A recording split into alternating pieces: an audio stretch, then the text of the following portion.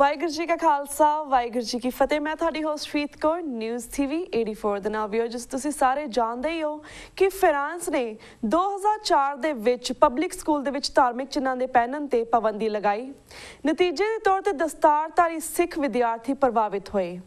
United Sikhs ਨੇ ਇਸ case ਨੂੰ ਫਰਾਂਸ ਦੀਆਂ ਅਦਾਲਤਾਂ ਤੋਂ ਲੈ ਕੇ ਯੂਰੋਪੀਅਨ ਕੋਰਟਸ ਤੱਕ ਲੜਿਆ, ਪਰ ਨਿਰਾਸ਼ਤਾ ਹੀ ਪੱਲੇ ਪਈ।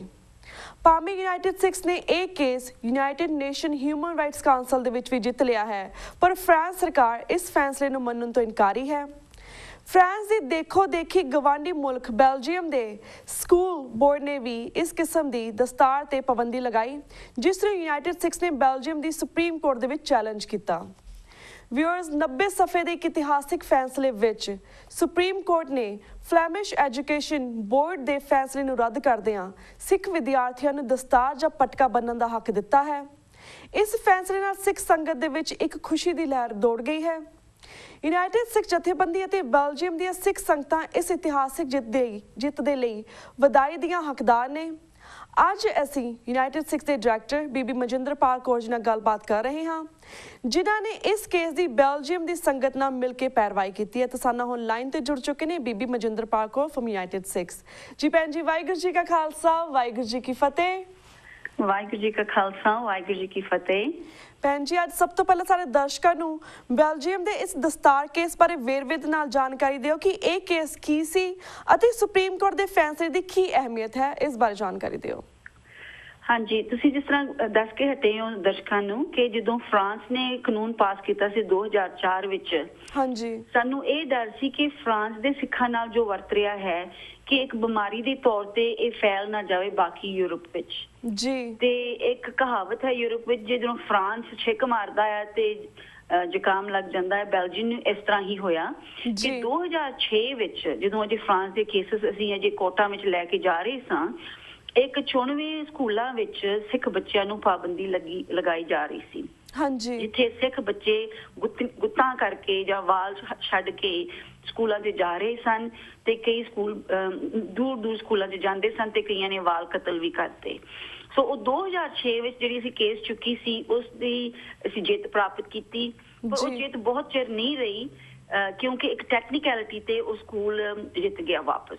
ਸੋ ਅਸੀਂ ਫਿਰ ਆਪਣੇ ਸੋਚਣ ਲੱਗੇ ਵੀ ਹੁਣ ਇਸ ਨੂੰ ਕਿਸ ਤਰ੍ਹਾਂ ਕਰੀਏ, ਕਿਉਂਕਿ ਅਜੇ ਇਹ ਸਿਰਫ ਥੋੜੇ ਜਿਹੇ ਸਕੂਲਾਂ ਵਿੱਚ ਇਹ ਪਾਬੰਦੀ ਹੈ, ਪਰ ਜੇ ਇਸ ਨੂੰ ਅਸੀਂ ਰੋਕਾਂਗੇ ਨਾ ਤੇ ਫਿਰ ਇੱਕ ਫੈਲ ਜਾਏਗੀ। ਇਸੇ ਤਰ੍ਹਾਂ ਹੋਇਆ 2009 ਵਿੱਚ ਇਹ ਜਿਹੜੇ ਸਕੂਲ ਸਨ ਜਿਹਨੂੰ ਗੋ ਸਕੂਲਸ ਬੋਲੀਦਾ, GO ਸਕੂਲਸ, ਇੱਕ ਬਹੁਤ ਵੱਡਾ ਗਰੁੱਪ ਹੈ ਸਕੂਲਾਂ ਦਾ ਉਸ ਏਰੀਆ ਵਿੱਚ ਜਿਹਨੂੰ ਫਲੈਮਿਸ਼ ਏਰੀਆ ਬੋਲੀਦਾ ਹੈ ਬੈਲਜੀਅਮ ਦਾ, ਜਿੱਥੇ ਬਹੁਤ ਸਾਰੇ ਸਿੱਖ ਰਹਿੰਦੇ ਨੇ। ਹਾਂਜੀ, ਤੇ ਉਹਨਾਂ ਨੇ ਇੱਕ ਜਨਰਲ ਬੈਨ ਲਾਗੂ ਕਰਤਾ, ਅਨਾਉਂਸ ਕਰਤਾ ਪਹਿਲਾਂ 2009 ਵਿੱਚ, ਕਿਉਂਕਿ ਉਹਨਾਂ ਨੇ ਵੇਖਿਆ ਸੀ ਟੈਕਨੀਕੈਲਿਟੀ ਤੇ ਜਿੱਤ ਗਏ, ਅਸੀਂ ਲਾਗੂ ਕਰਕੇ ਵੇਖੀਏ, ਉਹ ਟੈਸਟ ਕਰ ਰਹੇ ਸੀ ਨਾ ਵਾਟਰਸ। ਤੇ ਫਿਰ ਜਦੋਂ ਉਹਨਾਂ ਨੇ ਜਨਰਲ ਬੈਨ ਦੀ ਐਲਾਨ ਕੀਤਾ, ਅਸੀਂ ਉਸ ਜਨਰਲ ਬੈਨ ਦਾ ਚੈਲੰਜ ਕੀਤਾ।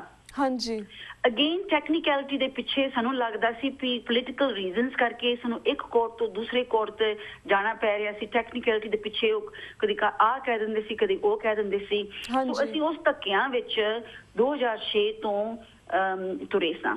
ਸੋ 2013 ਵਿੱਚ ਉਹਨਾਂ ਨੇ ਆਪਣਾ ਬੈਨ ਐਲਾਨ ਕਰਕੇ ਫਿਰ ਲਾਗੂ ਕਰਨਾ ਚਾਹਿਆ 2013 ਵਿੱਚ, ਕਿਉਂਕਿ ਕੋਰਟਾਂ ਵਿੱਚ ਅਸੀਂ ਜਿਹਨੂੰ ਰੈਜ਼ਿਸਟ ਕਰਦੇ ਸਾਂ ਉਹ ਜਿੱਤਦੇ ਜਾਂਦੇ ਸਨ। ਜੀ, ਤੇ 2013 ਸਤੰਬਰ ਵਿੱਚ ਜਦੋਂ ਬੱਚੇ ਗਏ ਪਿਛਲੇ ਸਾਲ, ਉਹਨਾਂ ਬੱਚਿਆਂ ਨੂੰ ਉਹਨਾਂ ਨੇ ਐਸੀ ਪਾਬੰਦੀ ਲਾਈ ਜਿਸ ਤਰ੍ਹਾਂ ਫਰਾਂਸ ਵਿੱਚ ਹੋਈ। ਬੱਚਿਆਂ ਨੂੰ ਸਕੂਲ ਨਹੀਂ ਵੜਨ ਦਿੱਤਾ, ਕਲਾਸ ਤੋਂ ਬਾਹਰ ਬਿਠਾਇਆ, ਗੇਟ ਤੋਂ ਬਾਹਰ ਬਿਠਾਇਆ। ਉਹ ਬੱਚੇ, ਛੋਟੇ ਬੱਚੇ ਵੇਖੋ, 9-10 ਸਾਲ ਦਾ ਬੱਚਾ, ਭਾਵੇਂ ਉਹਨੂੰ ਇੰਨੀ ਸਮਝ ਨਹੀਂ ਹੁੰਦੀ, ਪਰ ਉਹਨੂੰ ਪਤਾ ਆਦਾ ਮੈਂ ਨੰਗੇ ਸਿਰ ਨਹੀਂ ਜਾਣਾ ਸਕੂਲ। ਤੇ ਉਸ ਬੱਚੇ ਨੂੰ ਜਿਸ ਹਾਲਾਤਾਂ ਵਿੱਚੋਂ ਕੱਢਿਆ, ਅਸੀਂ ਫਿਰ 2 ਬੱਚਿਆਂ ਦੀ ਕੇਸ ਫੜੀ 2013 ਵਿੱਚ, ਜਦੋਂ ਹੁਣ ਕਾਨੂੰਨ ਇੱਕ ਜਨਰਲ ਬੈਨ ਦੇ ਤੌਰ ਤੇ ਲਾਗੂ ਸੀ। ਜਦੋਂ ਅਸੀਂ ਕੇਸ ਫੜਿਆ, ਸਾਨੂੰ ਇਹ ਮੁਸ਼ਕਿਲ ਸੀ ਕਿਉਂਕਿ ਬੈਲਜੀਅਮ ਦੇ ਜਿਹੜੇ ਸਿੱਖ ਲੋਕ ਨੇ ਉਹ ਬਹੁਤ ਚਿਰ ਦੇ ਨਹੀਂ ਉੱਥੇ, ਹੈ ਨਾ, 10 ਸਾਲ ਹੋ ਗਏ ਹੋਣਗੇ, ਬਹੁਤ ਪੁਰਾਣੇ ਦੇ ਵੀ ਹੋਣਗੇ, ਤਕਰੀਬਨ 90% ਜਿਹੜੀ ਮਾਈਗ੍ਰੇਸ਼ਨ ਬੈਲਜੀਅਮ ਦੀ ਹੈ ਉਹ 10 ਸਾਲ ਪੁਰਾਣੀ ਹੀ ਹੋਏਗੀ ਤਕਰੀਬਨ। ਤੇ ਜਦੋਂ ਇੱਕ ਪਰਿਵਾਰ ਨਵੇਂ ਤੌਰ ਤੇ ਨਵੇਂ ਦੇਸ਼ ਜਾਂਦਾ, ਉਹਨਾਂ ਦਾ ਰੁਝੇਵਾਂ ਹੁੰਦਾ ਹੈ ਰੋਜ਼ੀ ਦਾ, ਸਮਝ ਗਏ।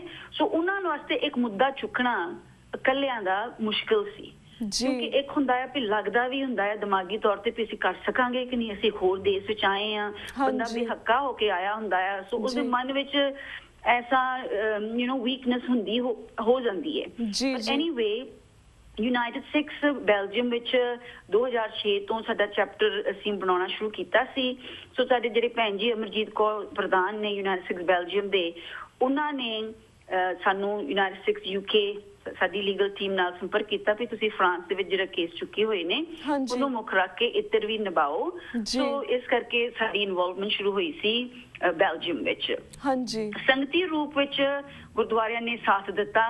ਤੁਹਾਨੂੰ ਸਾਰਿਆਂ ਨੂੰ ਪਤਾ ਹੈ, ਕੋਈ ਪੜਦੇ ਵਾਲੀ ਗੱਲ ਨਹੀਂ ਹੈ ਕਿ ਸਾਥ ਦੇਣ ਵੇਲੇ ਐਸਾ ਮੌਕਾ ਵੀ ਆਉਂਦਾ ਜਦੋਂ ਉੱਪਰ ਥੱਲੇ ਹੋ ਜਾਂਦਾ ਕੋਈ ਸਾਥ, ਹੈ ਨਾ, ਪਰ ਉਸ ਨੂੰ ਅਸੀਂ ਨਜ਼ਰ ਅੰਦਾਜ਼ ਕਰਕੇ ਅਸੀਂ ਤੁਰਦੇ ਰਹੇ ਵੀ ਜੇ ਕੋਈ ਸਾਨੂੰ ਸਪੋਰਟ ਨਹੀਂ ਦੇ ਰਿਹਾ ਜਾਂ ਸਪੋਰਟ ਨਹੀਂ ਮਿਲ ਰਹੀ, ਇਸ ਕਰਕੇ ਨਹੀਂ ਹੈ ਕਿਉਂਕਿ ਇਹ ਮੁੱਦਾ ਚੰਗਾ ਨਹੀਂ ਹੈ ਜਾਂ ਇਹ ਮੁੱਦਾ ਵੀਕ ਹੈ। ਸੋ ਉਸ ਆਸ ਵਿੱਚ ਅਸੀਂ ਕੇਸ ਚੁੱਕੀਆਂ ਤੇ ਪਿਛਲੇ ਸਾਲ ਜਿਸ ਤਰ੍ਹਾਂ ਮੈਂ ਕਹਿ ਕੇ ਹਟੀ ਹਾਂ, ਜਦੋਂ ਕੇਸ ਪਾਈ ਸਾਡੇ ਕੋਲ ਕੋਈ ਪੈਸਾ ਨਹੀਂ ਸੀ ਸਪੋਰਟ ਦਾ, ਕਿਉਂਕਿ ਅਸੀਂ ਪਿਛਲੇ ਸਾਲਾਂ ਤੋਂ ਜੋ ਪੈਸੇ ਲਾਉਂਦੇ ਆਏ ਸਾਂ, ਸਿੱਖ ਸੰਗਤਾਂ ਨੇ ਵੀ ਅੱਧੇ ਪੈਸੇ ਪਾਏ। ਹੁਣ ਤੱਕ ਅਸੀਂ 70,000 ਪਾਉਂਡ ਖਰਚ ਚੁੱਕੇ ਹਾਂ ਇਸ ਕੇਸਿਸ ਵਿੱਚ, ਹੈ ਨਾ। ਤੇ ਫਿਰ ਅਸੀਂ ਸੋਚਿਆ ਹੁਣ ਇਸ ਨੂੰ ਕਿਸ ਤਰ੍ਹਾਂ ਸਪੋਰਟ ਕਰਾਂਗੇ। ਭੈਣ ਜੀ ਉਹ ਦਿਨ ਆਉਂਦੇ ਸਨ ਜਦੋਂ ਵਕੀਲ ਸਾਨੂੰ ਕਹਿੰਦਾ ਸੀ ਤੁਹਾਡੀਆਂ ਫੀਸਾਂ 6 ਮਹੀਨੇ ਪੁਰਾਣੀਆਂ ਨੇ, ਜੇ ਤੁਸੀਂ ਤਾਰੀਆਂ ਨਹੀਂ, ਤੇ ਉਹ ਧਮਕੀ ਤਾਂ ਨਹੀਂ ਸੀ ਦਿੰਦੇ, ਪਰ ਲੱਗਦਾ ਸੀ ਵੀ ਸਾਨੂੰ ਸ਼ਰਮ ਆ ਰਹੀ ਸੀ ਵੀ ਅਸੀਂ ਆਪਣੀ ਇੱਜ਼ਤ ਦੇ ਕਰਕੇ, ਦਸਤਾਰ ਸਾਡੀ ਮਾਣ ਹੈ, ਦਸਤਾਰ ਸਾਡਾ ਚਿੰਨ੍ਹ ਹੈ, ਪਰ ਉਹਦੇ ਪਿੱਛੇ ਅਸੀਂ ਆਪਣੀ ਫੀਸਾਂ ਨਹੀਂ ਤਾਰ ਸਕਦੇ, ਹੈ ਨਾ। ਸੋ ਉਹ ਵੀ ਸਾਨੂੰ ਦਿਨ ਕੱਟਣੇ ਪਏ। ਅਖੀਰ ਵਿੱਚ ਅਸੀਂ ਜਦੋਂ ਕੇਸ ਫਾਈਲ ਕੀਤੀ, ਉਹ ਜਿਹੜਾ ਇੱਕ ਸਿੱਖ ਬੱਚਾ ਸੀ ਉਹਨੂੰ ਪਟਕਾ ਲਹਾ ਕੇ ਸਕੂਲ ਵਿੱਚ ਪਿਛਲੇ ਸਤੰਬਰ ਤੋਂ ਜਾਂਦਾ ਆਇਆ ਸੀ ਹੁਣ ਤੱਕ। ਤੇ ਫਿਰ ਇੱਕ ਬੱਚਾ ਸੀ ਉਹ ਕਹਿੰਦਾ ਮੈਂ ਤਾਂ ਲਾਉਣਾ ਹੀ ਨਹੀਂ, ਉਹ ਸਕੂਲ ਹੀ ਉਹਨੇ ਬਦਲਾ ਲਿਆ, ਕੈਥੋਲਿਕ ਸਕੂਲ ਚਲੇ ਗਿਆ, ਹੈ ਨਾ। ਤੇ ਸੁਣਨ ਵਾਲੇ ਕਹਿਣਗੇ ਫਿਰ ਜੇ ਕੈਥੋਲਿਕ ਸਕੂਲ ਜਾਣਾ ਕੀ ਪ੍ਰੋਬਲਮ ਹੈ, ਪਰ ਇਹ ਵੱਖਰੀ ਡਿਸਕਸ਼ਨ ਆਪਣੀ ਹੋ ਸਕਦੀ ਹੈ ਵੀ ਉਹਨਾਂ ਦਾ ਹੱਕ ਸੀ ਇੱਕ ਨੌਨ ਕੈਥੋਲਿਕ ਸਕੂਲ ਜਾਣ ਦਾ, ਕਿਉਂਕਿ ਕੈਥੋਲਿਕ ਸਕੂਲ ਵਿੱਚ ਫਿਰ ਕੈਥੋਲਿਕ ਦੀ ਪੜ੍ਹਾਈ ਹੋਏਗੀ, ਹੈ ਨਾ। ਸੋ ਐਨੀਵੇ ਉਸ ਦਾ ਨਤੀਜਾ ਸੀ ਵੀ ਪਰਸੋਂ ਜਦੋਂ ਮੈਂ ਇਸ ਵੇਲੇ ਸਾਰੀ ਆਈ ਹੋਈ ਹਾਂ, ਕਿਉਂਕਿ ਅਸੀਂ ਇੱਥੇ ਵਾਕ ਕਰ ਰਹੇ ਹਾਂ ਅਤਿਆਚਾਰ ਦੇ ਵਿਰੁੱਧ, ਹੈ ਨਾ, ਜੋ ਨਵੰਬਰ 84 ਦਾ ਸਾਡਾ ਕੱਲੂਕਾਰਾ ਜੈਨੋਸਾਈਡ ਹੋ ਕੇ ਹਟਿਆ 30 ਸਾਲ ਨੇ, ਤੇ ਉਹਨੂੰ ਮੁੱਖ ਰੱਖ ਕੇ ਮੈਂ ਇੱਥੇ ਆਈ ਹੋਈ ਸਾਂ। ਜਦੋਂ ਰਾਤ ਦੇ, ਕਿਉਂਕਿ ਜਦੋਂ ਬੈਲਜੀਅਮ ਵਿੱਚ ਸਵੇਰ ਹੁੰਦਾ ਇੱਧਰ ਰਾਤ ਹੁੰਦੀ, ਆਪਣੇ ਫਰਕ ਹੈ ਨਾ 9 ਘੰਟੇ 8-9 ਘੰਟਿਆਂ ਦਾ ਸਾਰੀ ਵਿੱਚ BC ਵਿੱਚ। ਸੋ ਹਾਂ ਬਹੁਤ ਰਾਤ ਦਾ ਟਾਈਮ ਸੀ ਜਦੋਂ ਇੱਕ ਖਬਰ ਆਈ ਵੀ ਆਪਾਂ ਕੇਸ ਜਿੱਤ ਗਏ ਹਾਂ। ਸੋ ਤੁਸੀਂ ਪੁੱਛੋਗੇ ਵੀ ਤੁਹਾਨੂੰ ਤੁਸੀਂ ਐਕਸਪੈਕਟ ਕੀਤਾ ਸੀ? ਮੈਂ ਕਿਹਾ ਜਿਸ ਕੀ ਕਵਾਂਗੀ, ਜਿਸ ਭਿਆਨਕ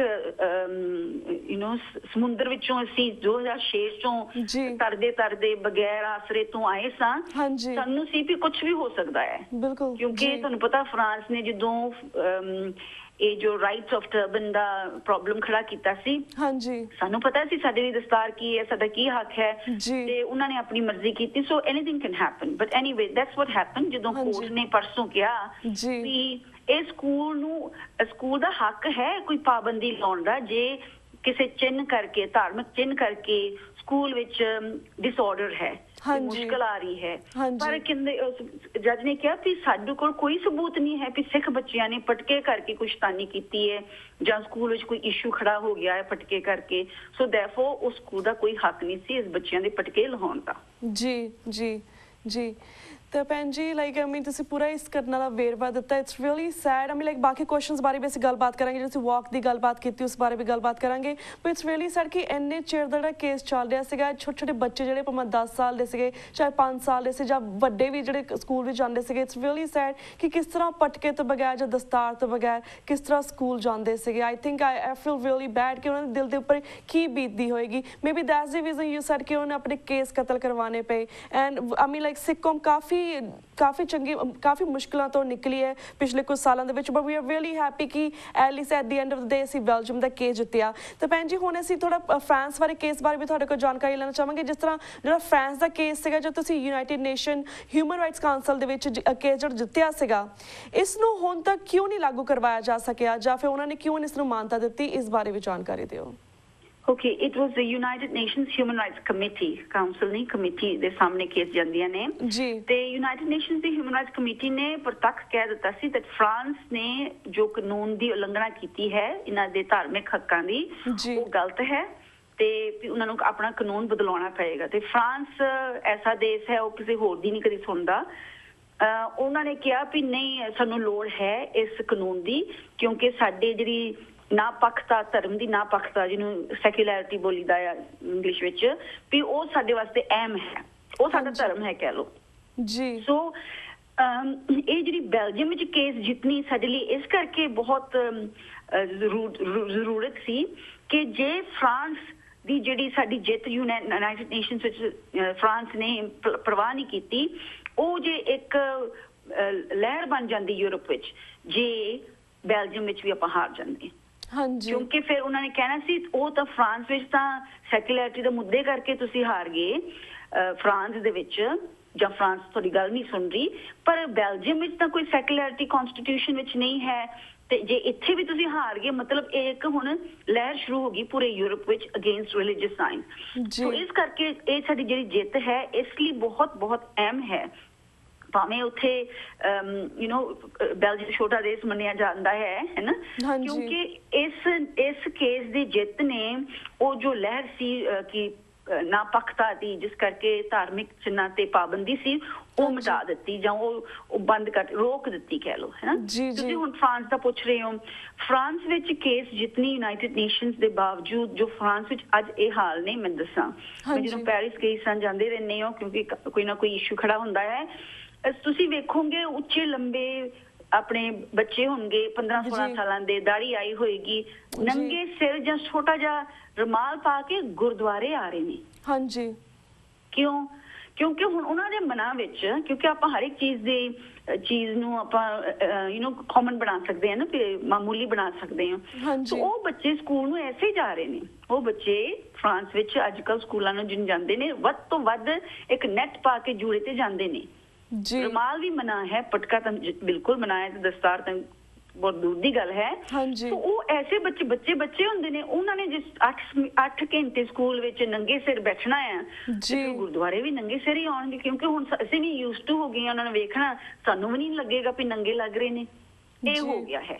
ਸੋ ਜਿਹੜੀ ਸਾਡੀ ਕਲਚਰ, ਰਿਲੀਜੀਅਸ ਕਲਚਰ ਹੈ, ਉਹਦੀ ਤਬਦੀਲੀ ਇਸ ਕਾਨੂੰਨ ਨੇ ਲਿਆਂਦੀ ਹੈ ਨਾ। ਸਾਡੇ ਲਈ ਬਹੁਤ ਵੱਡੀ ਚੀਜ਼ ਹੈ ਵੀ ਇਸ ਤਰ੍ਹਾਂ ਅਸੀਂ ਕੁਝ ਕਰੀਏ। ਦੇਖੋ ਫਰਾਂਸ ਵਿੱਚ ਜੋ ਹੋ ਰਿਹਾ ਹੈ ਕਾਨੂੰਨੀ ਤੌਰ ਤੇ, ਸਾਨੂੰ ਇੱਕ ਬੱਚਾ ਚਾਹੀਦਾ ਹੈ ਤੇ ਨਾਲ ਗੁਰੂ ਘਰਾਂ ਤੋਂ ਸਪੋਰਟ ਵੀ ਚਾਹੀਦੀ ਹੈ ਕਿ ਨਵੀਂ ਕੇਸ ਚੁੱਕੇ ਫਰਾਂਸ ਵਿੱਚ, ਹੈ ਨਾ। ਅਸੀਂ ਸਾਡੇ ਵਕੀਲਾਂ ਨਾਲ ਗੱਲ ਕੀਤੀ ਹੈ, ਉਹ ਕਹਿੰਦੇ ਸੀ ਬੈਲਜੀਅਮ ਦੀ ਕੇਸ ਤੋਂ ਬਾਅਦ ਆਪਾਂ ਗੱਲ ਕਰਦੇ ਹਾਂ, ਕਿਉਂਕਿ ਜੋ ਯੂਰਪੀਅਨ ਕੋਰਟ ਵਿੱਚ ਅਸੀਂ ਹਾਰ ਗਏ ਸੀ ਨਾ ਫਰਾਂਸ ਦੀ ਕੇਸ, ਕਿਉਂਕਿ ਉਹ ਫਰਾਂਸ ਨਾਲ ਸਹਿਮਤ ਸਨ, ਅਸੀਂ ਉੱਥੇ ਜਾ ਕੇ ਇਹ ਲੜਨਾ ਤੇ ਕਹਿਣਾ ਕਿ ਬੈਲਜੀਅਮ ਵੱਲ ਵੇਖੋ, ਤੇ ਬੈਲਜੀਅਮ ਦੇ ਕੋਰਟ ਨੇ ਕੀ ਕਿਹਾ ਹੈ। ਬੈਲਜੀਅਮ ਦੇ ਕੋਰਟ ਨੇ ਕਿਹਾ ਹੈ ਭਾਵੇਂ ਹਰ ਇੱਕ ਦੇਸ਼ ਵਿੱਚ ਹੱਕ ਹੈ ਕਿਸੇ ਦੇ ਧਾਰਮਿਕ ਹੱਕਾਂ ਨੂੰ ਮਾਨਤਾ ਦੇਣ ਦਾ। ਜੀ ਉਹ ਵੀ ਕਈ ਵਾਰ ਧਾਰਮਿਕ ਹੱਕਾਂ ਦੇ ਵਿੱਚ ਜੇ ਕਿਸੇ ਹੋਰ ਦਾ ਹੱਕ ਲੈਂਦਾ ਜਾ ਰਿਹਾ, ਫੋਰ ਐਗਜ਼ਾਮਪਲ ਜੇ ਕਿਸੇ ਦਾ ਧਾਰਮਿਕ ਹੱਕ ਹੈ ਵੀ ਅਸੀਂ ਸਾਰਿਆਂ ਤੋਂ ਸਿਰਫ ਲਾਲ ਕੱਪੜੇ ਪਵਾਉਣੇ ਨੇ ਤੇ ਅਸੀਂ ਧਾਰਮਿਕ ਸਕੂਲ ਚਲਾ ਰਹੇ ਹਾਂ, ਤੇ ਕੋਈ ਹੋਰ ਕਵੇ ਵੀ ਮੈਂ ਲਾਲ ਕੱਪੜੇ ਨਹੀਂ ਪਾ ਸਕਦਾ, ਸੋ ਅਸੀਂ ਉਹਦਾ ਵੀ ਹੱਕ ਮਾਰ ਰਹੇ ਹਾਂ ਨਾ। ਸੋ ਦੈਰਫੋਰ ਇਸ ਕੋਰਟ ਇਹੀ ਕਹਿੰਦੇ ਹੁੰਦੇ ਆ ਵੀ ਕਿਸੇ ਦਾ ਹੱਕ ਕਿਸੇ ਹੋਰ ਦੇ ਹੱਕ ਤੋਂ ਮਿਟਾ ਕੇ ਨਹੀਂ ਮਿਲਦਾ।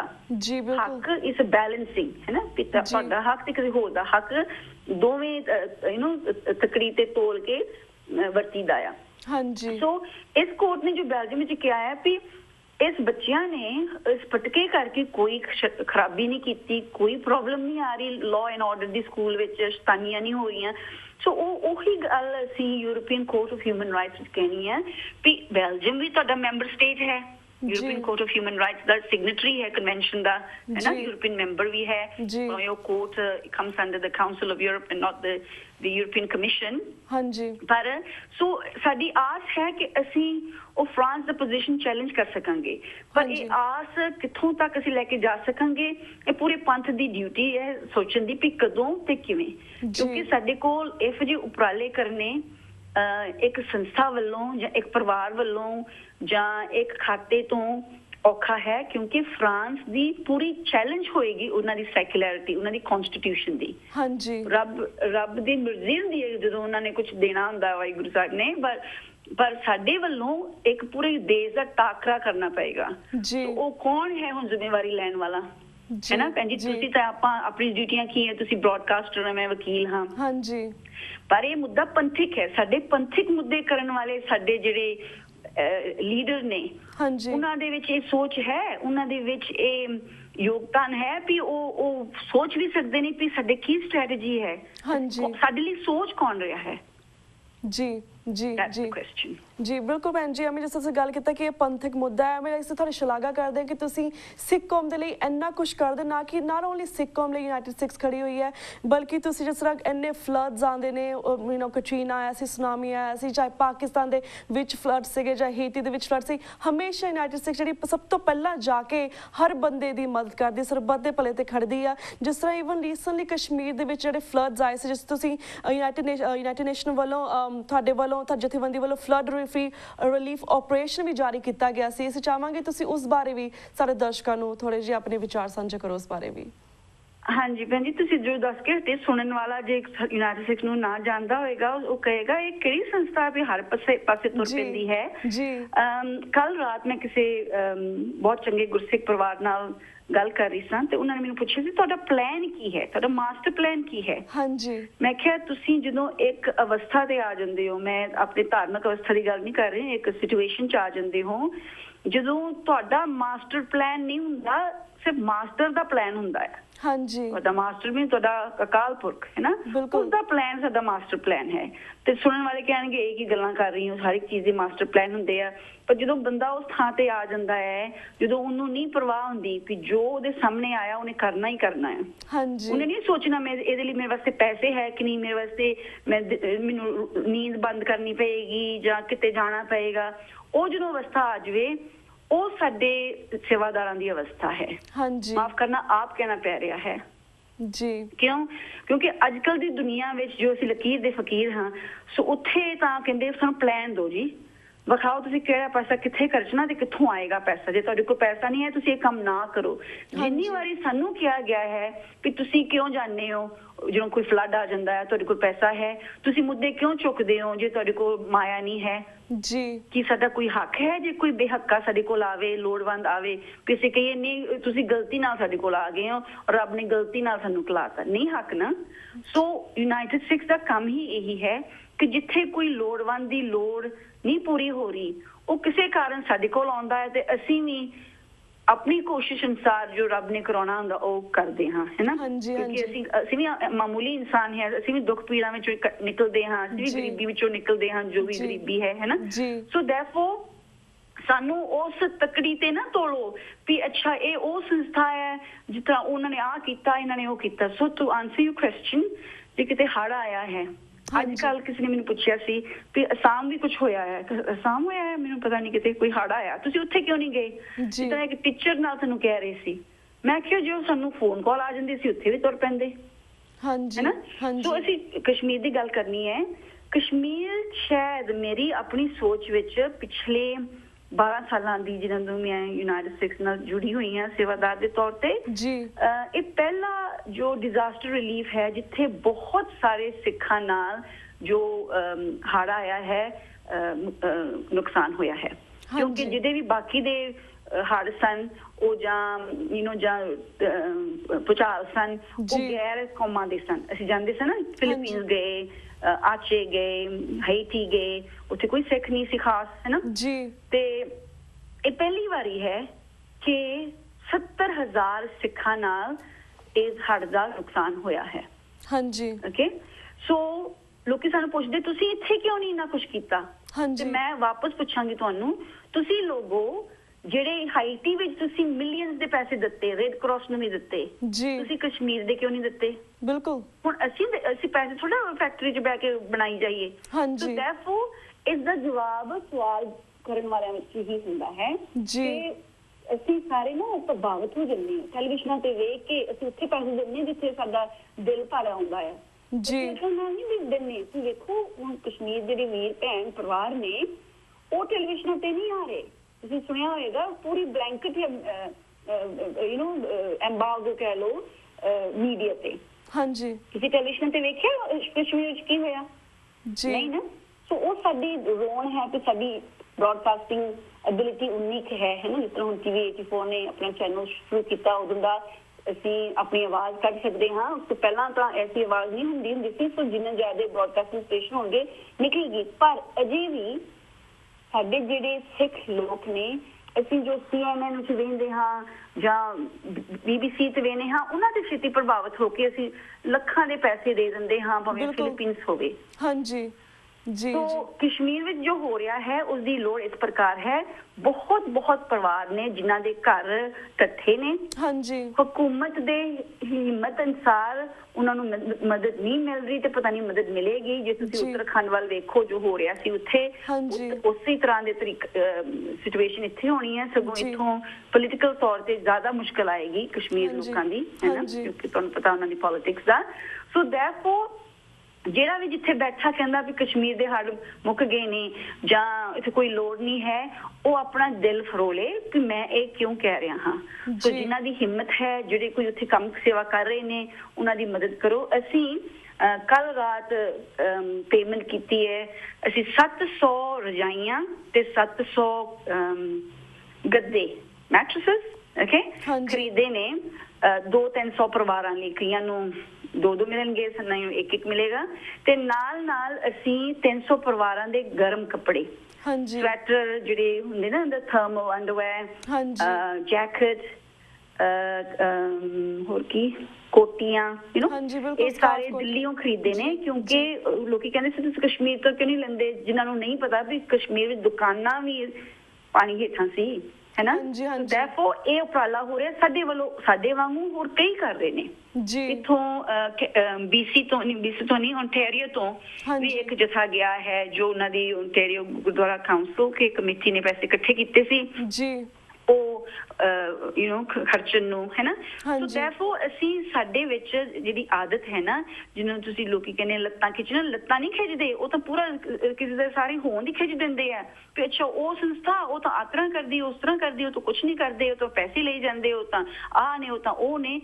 ਥੋੜੀ ਜਿਹੀ ਤਾਂ ਸ਼ਰਮ ਕਰੋ, ਤੁਸੀਂ ਕੀ ਕੀਤਾ ਹੈ। ਹਾਂਜੀ, ਸਿਰਫ ਗੱਲਾਂ ਹੀ ਕੀਤੀਆਂ ਨੇ ਜੀ। ਭੈਣ ਜੀ, ਮੈਂ ਵੀ ਅੰਡਰਸਟੈਂਡ, ਅਸੀਂ ਸਭ ਆਪਣੇ ਦਰਸ਼ਕਾਂ ਸਾਹਮਣੇ ਇਹੀ ਬੇਨਤੀ ਕਰ ਸਕਦੇ ਹਾਂ ਕਿ ਜਿੰਨਾ ਵੀ ਹੋ ਸਕੇ ਯੂਨਾਈਟਿਡ ਸਿੱਖਸ ਦੀ ਜਿੰਨੀ ਵੀ ਹੋ ਸਕੇ ਮਦਦ ਕਰਨ, ਤਾਂ ਕਿ ਤੁਸੀਂ ਅੱਗੇ ਜਿਹੜੀਆਂ ਇੰਨੀਆਂ ਫੈਮਲੀਆਂ ਦੀ ਮਦਦ ਕਰਦੇ ਹੋ ਉਹਨਾਂ ਦੀ ਹੈਲਪ ਕਰਨ। ਬਿਕੋਜ਼ ਕਸ਼ਮੀਰ ਦੇ ਵਿੱਚ ਜੋ ਹੋਇਆ, ਇਟਸ ਰੀਅਲੀ ਸੈਡ। ਕਾਫੀ ਲੋਕ, ਕਾਫੀ ਘਰ ਰੁੜ ਗਏ ਨੇ, ਕਾਫੀ ਫੈਮਲੀਆਂ ਜਿਹੜੀਆਂ ਇੱਕ ਦੂਜੇ ਤੋਂ ਦੂਰ ਹੋ ਗਈਆਂ ਨੇ, ਕਾਫੀ ਲੋਕ ਮਾਰੇ ਗਏ ਨੇ। So we need to contribute somehow somewhere, and I think this is a very ਚੰਗਾ ਉਪਰਾਲਾ ਜੋ ਤੁਸੀਂ ਗਏ ਹੋ ਕਸ਼ਮੀਰ ਦੇ ਵਿੱਚ, ਇੰਨੇ ਲੋਕਾਂ ਦੀ ਹੈਲਪ ਕਰ ਰਹੇ ਹੋ। ਸੋ ਆਈ ਰੀਅਲੀ ਫੀਲ ਬੈਡ ਕਿ ਸਾਡੇ ਜਿਹੜੇ ਸਿੱਖ ਭੈਣ ਭਰਾ ਨੇ ਜਾਂ ਫਿਰ ਸਾਡੇ ਹੋਰ ਦਰਸ਼ਕ ਨੇ, ਉਹ ਤੁਹਾਡੀ ਹੈਲਪ ਨਹੀਂ ਕਰ ਰਹੇ, ਬਲਕਿ ਉਹ ਹੋਰ ਤੇ ਹੋਰ ਗੱਲਾਂ ਕਰੀ ਜਾ ਰਹੇ ਨੇ, ਹੋਰ ਤੇ ਹੋਰ ਗੱਲਾਂ ਬਣਾਈ ਜਾ ਰਹੇ ਨੇ। And it's really sad. I feel proud ਕਿ TV 84 ਰਾਹੀਂ ਅਸੀਂ ਕਾਫੀ ਉਪਰਾਲਾ ਕੀਤਾ ਕਿ ਜਿੰਨਾ ਵੀ ਹੋ ਸਕੇ ਅਸੀਂ ਕਸ਼ਮੀਰ ਦੇ ਫਲੱਡਸ ਦੇ ਲੋਕਾਂ ਦੀ ਹੈਲਪ ਕਰ ਸਕੀਏ, ਜਾਂ ਫਿਰ ਤੁਹਾਡੀ ਜਥੇਬੰਦੀ ਬਾਰੇ ਲੋਕਾਂ ਤੱਕ ਜਾਗਰੂਕ ਕਰਵਾ ਸਕੀਏ।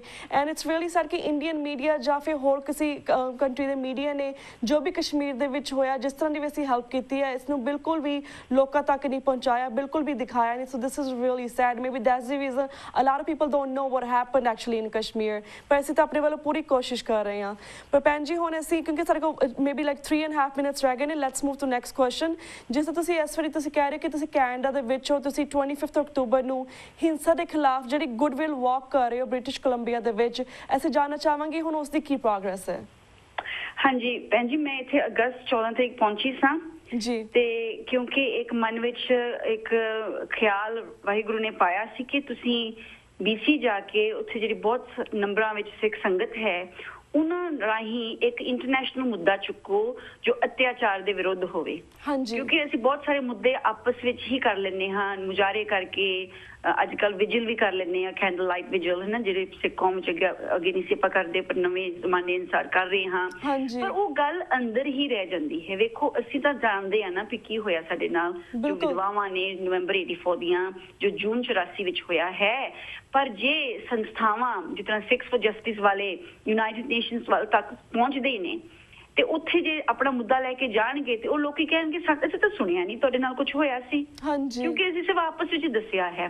ਸੋ ਸਾਡੀ ਆਸ ਹੈ ਕਿ ਇਹ ਜਿਹੜਾ ਵਾਕ ਹੈ ਜੋ ਵੈਂਕੂਵਰ ਵਿੱਚ ਹੋ ਰਿਹਾ, ਸਾਰੀ ਵਿੱਚ ਨਹੀਂ ਹੋ ਰਿਹਾ ਜਿੱਥੇ ਸਾਰੇ ਸਿੱਖ ਹੀ ਬੈਠੇ ਨੇ, ਵੈਂਕੂਵਰ ਵਿੱਚ ਜਿੱਥੇ ਗੈਰ ਸਿੱਖ ਹੋਣਗੇ, ਉਹ ਇੱਕ ਪਾਰਕ ਹੈ ਸਟੈਲੀ ਪਾਰਕ, ਜਿੱਥੇ ਉਹਨਾਂ ਦੇ ਜਿਹੜੇ ਫਰਸਟ ਨੇਸ਼ਨਸ ਨੇ, ਇਹਨਾਂ ਦੇ ਐਬੋਰੀਜਨਲਸ ਹੈ ਨਾ, ਉਹਨਾਂ ਦਾ ਇੱਕ ਟੋਟਮ ਪੋਲਸ ਇੱਕ ਨਜ਼ਾਰਾ ਹੈ, ਉੱਥੋਂ ਸ਼ੁਰੂ ਕਰਨੀ ਹੈ। 4 ਕਿਲੋਮੀਟਰ ਸਿਰਫ ਹੈ ਵਾਕ, ਤੇ ਸੀ ਵਾਲ ਹੈ ਜਿਸ ਦਿਨ ਮਤਲਬ ਸਮੁੰਦਰ ਦੇ ਨਾਲ ਨਾਲ ਅਸੀਂ ਤੁਰਨਾ ਹੈ ਤੇ ਪਹੁੰਚਣਾ ਹੈ ਅਸੀਂ ਹੈ ਕੋਮਾਗਾਟਾ ਮਾਰੂ ਦੇ ਯਾਦਗਾਰੀ ਥਾਂ ਤੇ। ਕੋਮਾਗਾਟਾ ਮਾਰੂ ਮੈਮੋਰੀਅਲ, ਤੁਹਾਨੂੰ ਕੋਮਾਗਾਟਾ ਮਾਰੂ ਮੈਮੋਰੀਅਲ ਦਾ ਪਤਾ ਹੀ ਹੈ, ਉਹ ਵੀ ਸੀ 100 ਸਾਲ ਪਹਿਲਾਂ ਇਸ ਸਾਲ ਕਿਸ ਤਰ੍ਹਾਂ 300 ਉੱਪਰ ਸਿੱਖ ਹਿੰਦੂ ਤੇ ਸਿੱਖ ਜ਼ਿਆਦੇ ਸਨ 300 ਕਰਕੇ 10-20 ਹਿੰਦੂ ਤੇ ਮੁਸਲਮਾਨ ਸਨ, ਜਿਨ੍ਹਾਂ ਨੇ ਉਸ ਜਹਾਜ਼ ਤੇ ਆਣ ਕੇ 2 ਮਹੀਨੇ ਕਿਸ ਹਾਲਤ ਵਿੱਚ ਉਹਨਾਂ ਨੇ ਵਾਇਲੈਂਸ ਬਰਦਾਸ਼ਤ ਕੀਤੀ। ਉਹ ਵੀ ਵਾਇਲੈਂਸ ਸੀ, ਕਿਉਂਕਿ violence is not just the use of physical force, is the use of power. ਜੇ ਕਿਸੇ ਨੇ ਆਪਣੇ ਫਿਜ਼ੀਕਲ ਫਿਜ਼ੀਕਲ ਪੰਜਾਬੀ ਚ ਕੀ ਬੋਲਾਂਗੇ, ਫਿਜ਼ੀਕਲ ਫੋਰਸ ਨਾਲ ਕਿਸੇ ਨੂੰ ਮੁਸ਼ਕਲ ਲਿਆਂਦੀ ਜਾਂ ਆਪਣੇ ਜ਼ੋਰ ਨਾਲ ਹੈ ਨਾ, ਪਾਵਰ ਨਾਲ ਕਿਸੇ ਤੇ ਦਬਾਅ ਕੀਤਾ, ਉਹ ਵਾਇਲੈਂਸ ਹੁੰਦੀ ਹੈ। ਕਿਉਂਕਿ ਕਿਸੇ ਦੀ ਹੋਂਦ ਨੂੰ ਮੇਟਣਾ ਵਾਇਲੈਂਸ ਹੈ। ਉਹਨਾਂ ਦੀ ਹੋਂਦ ਸੀ ਵੀ ਅਸੀਂ ਆਏ ਹਾਂ, ਸਾਡਾ ਹੱਕ ਹੈ, ਅਸੀਂ ਬ੍ਰਿਟਿਸ਼ ਸਬਜੈਕਟ ਸੀ, ਪਰ ਕਾਨੂੰਨ ਉਹਨਾਂ ਨੇ ਐਸੇ ਬਣਾਏ ਕਿ ਜਿਹੜਾ ਸਿੱਧਾ ਨਹੀਂ ਆਇਆ ਇੰਡੀਆ ਤੋਂ ਤੇ ਕਿਤੇ ਠਹਿਰ ਕੇ ਆਇਆ ਯੋਕੋਹਾਮਾ, ਉਹਨੂੰ ਨਹੀਂ ਅਸੀਂ ਰਹਿਣ ਦੇਣਾ, ਭਾਵੇਂ ਗੋਰਿਆਂ ਨੂੰ ਸਾਰਿਆਂ ਨੂੰ ਰਹਿਣ ਦਿੰਦੇ ਸੀ। ਉਹ ਇੱਕ ਡਿਸਕ੍ਰਿਮੀਨੇਸ਼ਨ ਸੀ, ਪਰ ਉਹ ਵਾਇਲੈਂਸ ਸੀ ਕਿਉਂਕਿ ਉਹਨਾਂ ਨੂੰ ਭੁੱਖੇ ਧਿਆਏ ਰੱਖਿਆ। ਸੋ ਇਹ ਸਾਰਿਆਂ ਨੂੰ ਮੁੱਖ ਰੱਖ ਕੇ ਸਿੱਖਾਂ ਨਾਲ ਜੋ ਬੀਤਿਆ ਹੈ, ਅਸੀਂ ਅੰਦਰਲੀ ਗੱਲ ਅੰਦਰ ਰਹਿਣ ਦਿੰਦੇ ਹਾਂ ਤੇ ਉਹਨੂੰ ਇੱਕ ਵਾਕ ਕਰੀਏ। ਸੋ ਇਹ ਵਾਕ 25 ਅਕਤੂਬਰ ਹੈ ਤੇ 11 ਵਜੇ ਸ਼ੁਰੂ ਹੋਣੀ ਹੈ। ਵਾਕ ਜਿੱਥੇ ਐਂਡ ਹੋਣੀ ਹੈ, ਫਿਰ ਅਸੀਂ ਆਪਣੇ ਅਨਸਾਰ ਜਿਹੜੇ ਗੈਰ ਕੌਮਾਂ ਨੂੰ ਬੁਲਾਇਆ ਹੈ, ਹੋਰ ਧਰਮਾਂ ਵਾਲਿਆਂ ਨੂੰ ਬੁਲਾਇਆ ਹੈ, ਪੋਲੀਟੀਸ਼ੀਅਨਸ ਨੂੰ ਬੁਲਾਇਆ ਹੈ, ਉਹਨਾਂ ਸਾਰਿਆਂ ਨੇ ਉੱਥੇ ਹੋਣਾ। ਜਿਹੜੀ ਵੀ ਅਸੀਂ 5 ਮਿੰਟ ਵਿੱਚ ਗੱਲ ਕਰ ਸਕਾਂਗੇ, ਉਹਨਾਂ ਦੇ ਮਨ ਵਿੱਚ ਸਿਰਫ ਇੱਕ ਬੀਜ ਬੀਜਣਾ ਹੈ, ਪਹਿਲਾ ਸਾਲ ਹੈ। ਤੇ ਆਸ ਹੈ ਕਿ ਇਹ ਵਾਕ ਤੇ ਸਿਰਫ ਸਿੱਖ ਨਹੀਂ ਹੋਣਗੇ, ਕਿਉਂਕਿ ਅਸੀਂ ਹਰ ਇੱਕ ਸਿੱਖ ਨੂੰ ਕਿਹਾ ਹੈ, ਤੁਸੀਂ ਜੇ ਕਹਿੰਦੇ ਹੋ ਵੀ ਅਸੀਂ ਕੁਝ ਕਰ ਨਹੀਂ ਸਕੇ ਜੂਨ 84 ਜਾਂ ਨਵੰਬਰ 84 ਬਾਬਤ, ਤੇ ਫਿਰ ਇੱਕ ਕੰਮ ਤਾਂ ਕਰ ਸਕਦੇ ਹੋ ਨਾ, ਇੱਕ ਸਿੱਖ ਇੱਕ ਗੈਰ ਸਿੱਖ ਨੂੰ ਨਾਲ ਲਿਆਉਣਾ ਹੈ। ਇੱਥੇ ਇੱਕ ਮੋਟਰਸਾਈਕਲ ਕਲੱਬ ਹੈ, ਸਿੱਖ ਮੋਟਰਸਾਈਕਲ ਕਲੱਬ ਆਫ BC, ਉਹਨਾਂ ਵੀਰਾਂ ਨੂੰ ਮੈਂ ਕਿਹਾ ਤੁਸੀਂ ਮੋਟਰਸਾਈਕਲਾਂ ਤੇ ਆਉਣਾ, ਤੁਹਾਨੂੰ ਪਾਬੰਦੀ ਨਹੀਂ ਹੈ ਦਸਤਾਰ ਨਾਲ ਆਉਣ ਦੀ, ਤੁਸੀਂ ਆਪਣੇ ਜਿਹੜੇ ਪਿੱਲਨ ਹੋਣਗੇ ਇੱਕ ਗੈਰ ਸਿੱਖ ਨੂੰ ਲਿਆਓ, ਹੈਲਮਟ ਦੇ ਦਿਓ, ਤੇ ਉਹ ਤੁਹਾਡੀ ਕੰਟਰੀਬਿਊਸ਼ਨ ਹੋਏਗੀ। ਕਿਉਂਕਿ ਜਿਹੜਾ ਵੀ ਗੈਰ ਸਿੱਖ ਆਏਗਾ ਫਿਰ ਤੁਹਾਡੀ ਕਹਾਣੀ ਸੁਣ ਕੇ ਜਾਏਗਾ ਨਾ, ਤੁਹਾਡੇ ਨਾਲ ਕੀ ਹੋਇਆ ਹੈ ਨਾ, ਤੇ ਉਹ ਆਪਣੀ ਕਹਾਣੀ ਵੀ ਲਿਆਏਗਾ, ਕਿਉਂਕਿ ਅਸੀਂ ਹੋਸਟ ਹਾਂ। ਮਤਲਬ ਜਦੋਂ ਹੋਸਟ ਹੋਈਦਾ, ਕਿਸੇ ਨੂੰ ਬੁਲਾਈਦਾ, ਉਹਨਾਂ ਦੀ ਵੀ ਸੁਣੀਦੀ ਹੈ। ਸੋ ਉਹ ਆਪੋ ਆਪਣੇ ਮੁੱਦੇ ਲਿਆਉਣਗੇ। ਮੈਂ ਹੁਣੇ ਹੀ ਮਿਲ ਕੇ ਆਈ ਹਾਂ ਪ੍ਰੈਜ਼ੀਡੈਂਟ ਆਫ ਪਿਕਸ ਇੱਕ ਬਹੁਤ ਸਕਸੈਸਫੁਲ ਕਾਮਯਾਬ ਆਰਗੇਨਾਈਜੇਸ਼ਨ ਹੈ, ਜਿਨ੍ਹਾਂ ਨੇ ਇਮੀਗ੍ਰੇਸ਼ਨ ਦਾ ਕੰਮ 27 ਸਾਲ ਹੋ ਗਏ ਕਰਦੇ ਆ। ਉਹਨਾਂ ਦੇ ਇੱਥੇ ਹੋਮਸ ਵੀ ਬਣੇ ਹੋਏ ਨੇ, ਜੋ ਪੰਜਾਬੀ ਬੋਲੀ ਵਿੱਚ ਉਹਨਾਂ ਨੂੰ ਜੋ ਫੈਸਿਲਿਟੀਆਂ ਮਿਲਦੀਆਂ ਨੇ, ਉਹ ਮੈਨੂੰ ਦੱਸਦੇ ਸਨ ਵੀ 10 ਬਜ਼ੁਰਗ ਉਸ ਐਲਡਰਲੀ ਹੋਮ ਤੋਂ ਬਿਮਾਰ ਹੋਣ ਕਰਕੇ ਹਸਪਤਾਲ ਲੈ ਗਏ, ਉਹ 2 ਹਫ਼ਤਿਆਂ ਵਿੱਚ ਗੁਜ਼ਰ ਗਏ, ਕਿਉਂਕਿ ਉੱਥੇ ਉਹਨਾਂ ਨੂੰ ਨਾ ਖਾਣਾ ਮਿਲਦਾ ਸੀ, ਸੈਂਡਵਿਚਾਂ ਮਿਲਦੀਆਂ ਸੀ, ਬੋਲੀ ਨਹੀਂ ਸੀ ਜਾਣਦੇ। ਸੋ ਉਹਨਾਂ ਨੇ ਬਹੁਤ ਕੰਮ ਕੀਤਾ ਹੈ ਇਮੀਗ੍ਰੇਸ਼ਨ ਦੇ ਦਾਇਰੇ ਵਿੱਚ। ਉਹਨਾਂ ਦਾ ਨਾਂ ਹੈ ਚਰਨਪਾਲ ਸਿੰਘ ਗਿੱਲ ਤੇ ਉਹ ਆਣ ਕੇ ਐਡਰੈਸ ਕਰਨਗੇ। ਬਹੁਤ ਸਤਿਕਾਰਯੋਗ ਨੇ, ਮਤਲਬ ਵੀ ਉਹਨਾਂ ਨੇ 25-27 ਸਾਲ ਇਸ ਕੰਮ ਕੀਤਾ ਇਮੀਗ੍ਰੇਸ਼ਨ ਦੇ ਵਿੱਚ। ਸੋ ਕੋਮਾਗਾਟਾ ਮਾਰੂ ਦਾ ਜੋ ਇਨਸੀਡੈਂਟ ਉਹਦੇ ਬਾਬਤ ਬੋਲਣਗੇ। ਤੇ ਇੱਕ ਭੈਣ ਹੈ ਇੰਦਰਾ ਪ੍ਰਸ਼ਟ ਕਰਕੇ, ਪ੍ਰੋਫੈਸਰ ਹੈ ਐਨ ਲੰਗਾਰਾ ਯੂਨੀਵਰਸਿਟੀ ਕਾਲਜ, ਉਹਨਾਂ ਨੇ ਨਵੰਬਰ 84 ਤੇ ਬੋਲਣਾ ਹੈ ਵੀ ਇਹ ਹੋਇਆ ਕੀ ਸੀ ਨਾ, ਨਵਾਂ ਐਂਗਲ। ਤੇ ਅਸੀਂ ਇੱਕ ਛੋਟੀ ਜੀ ਪੰਜਮ ਹੈ ਜੀ। ਪੰਜਮ ਸੋ ਸੌਰੀ ਟੂ ਕੱਟ ਯੂ ਬਿਕਾਜ਼ ਸਾਡਾ ਵਕਤ ਵੀ ਹੁਣ ਸਮਾਪਤੀ ਵੱਲ ਜਾ ਰਿਹਾ ਤੇ ਇੱਥੇ ਐਂਡਿੰਗ ਵੀ ਹੋ ਰਹੀ ਹੈ। ਪਰ ਲਾਈਕ ਜਿਸ ਤਰ੍ਹਾਂ ਤੁਸੀਂ ਗੱਲ ਕੀਤੀ ਕਿ 25 ਅਕਤੂਬਰ ਨੂੰ ਹੋਏਗਾ, hopefully that day maybe in the evening will talk to you again ਕਿ ਕਿਸ ਤਰ੍ਹਾਂ ਦਾ ਰਿਹਾ ਤੁਹਾਡਾ ਵਾਕ, ਐਂਡ ਉਸ ਬਾਰੇ ਅਸੀਂ ਹੋਰ ਵੀ ਜਾਣਕਾਰੀ ਲਵਾਂਗੇ। ਪਰ ਤੁਹਾਡਾ ਬਹੁਤ ਬਹੁਤ ਸ਼ੁਕਰੀਆ ਕਿ ਤੁਸੀਂ। ਮੈਂ ਥੋੜਾ ਜਿਹਾ ਕਹਿਣਾ ਪੈਣ, 25 ਅਕਤੂਬਰ ਵਿੱਚੋਂ ਸਿਐਟਲ ਤੋਂ ਸੰਗਤਾਂ ਰੈਂਟਨ ਸਿੰਘ ਸਭਾ ਗੁਰਦੁਆਰੇ ਤੋਂ ਆ ਰਹੀਆਂ ਨੇ, ਇੱਕ ਬੱਸ ਭਰੀ। ਉਸੇ ਤਰ੍ਹਾਂ ਅਸੀਂ ਆਸ ਕਰਦੇ ਹਾਂ ਕਿ ਜਿੱਥੇ ਵੀ ਸਿੱਖ ਸੁਣ ਰਹੇ ਨੇ, ਤੁਹਾਡੇ ਲਈ ਇੱਕ ਵੈਂਕੂਵਰ ਆਉਣਾ ਜੇ ਮੁਸ਼ਕਿਲ ਨਹੀਂ ਹੈ, ਜੇ ਤੁਹਾਡੇ ਕੋਮਾਗਾਟਾ ਮਾਰੂ ਇੰਨੇ ਕਿ ਸਮੁੰਦਰਾਂ ਪਾਰ ਕਰਕੇ ਇੱਥੇ ਆਏ ਸਨ, ਤੁਸੀਂ ਵੀ ਆ ਸਕਦੇ ਹੋ, ਤੁਸੀਂ ਜ਼ਰੂਰ ਆਓ, ਆਪਣਾ ਮੁੱਦਾ ਖੜਾ ਕਰੀਏ ਅਗੇਂਸਟ ਅਤਿਆਚਾਰ। ਜੀ ਬਿਲਕੁਲ ਭੈਣ ਜੀ, ਤੇ ਤੁਹਾਡਾ ਬਹੁਤ ਬਹੁਤ ਸ਼ੁਕਰੀਆ, ਤੁਸੀਂ ਆਪਣੇ ਵਿਚਾਰ ਸਾਂਝੇ ਕੀਤੇ ਐਂਡ ਹੁਣ ਅਸੀਂ ਤੁਹਾਡੇ ਕੋਲ ਇਜਾਜ਼ਤ ਲੈਣੇ ਭੈਣ ਜੀ। ਵਾਹਿਗੁਰੂ ਜੀ ਕਾ ਖਾਲਸਾ, ਵਾਹਿਗੁਰੂ ਜੀ ਕਾ ਖਾਲਸਾ, ਵਾਹਿਗੁਰੂ ਜੀ ਕੀ ਫਤਿਹ। ਵਿਊਅਰਸ, ਇਸ ਦੇ ਨਾਲ ਅਸੀਂ ਤੁਹਾਡੇ ਕੋਲ ਇਜਾਜ਼ਤ ਲੈਣੇ ਆ। ਮੰਡੇ ਨੂੰ ਮਿਲਾਂਗੇ ਸੇਮ ਟਾਈਮ ਸੇਮ ਸ਼ੋ ਤੇ, ਤਦ ਤੱਕ ਲਈ ਵਾਹਿਗੁਰੂ ਜੀ ਕਾ ਖਾਲਸਾ, ਵਾਹਿਗੁਰੂ ਜੀ ਕੀ ਫਤਿਹ।